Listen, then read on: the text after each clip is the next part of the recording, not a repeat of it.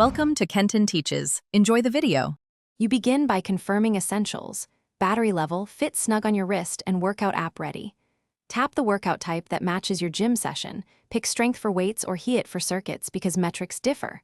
Once done, set a goal: time, calories, or a heart rate zone to keep intensity honest. Make sure Do Not Disturb is on so alerts don't interrupt. Start the timer, breathe, and use that brief countdown to brace for the first set and lock posture. You now focus on detailed tracking. Glance at heart rate and active calories to judge effort. These drive rest intervals and set choices. Tap the three-dot menu to customize the metric view so you see HR, splits, and pace or recovery during sets. For weight sessions, mark manual laps between sets or use the digital crown to log reps quickly.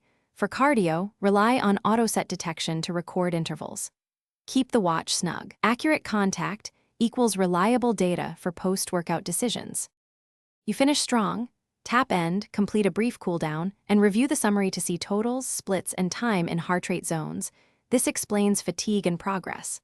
Once synced to your iPhone, examine trends and tweak targets for next sessions. If metrics look wrong, try one quick fix.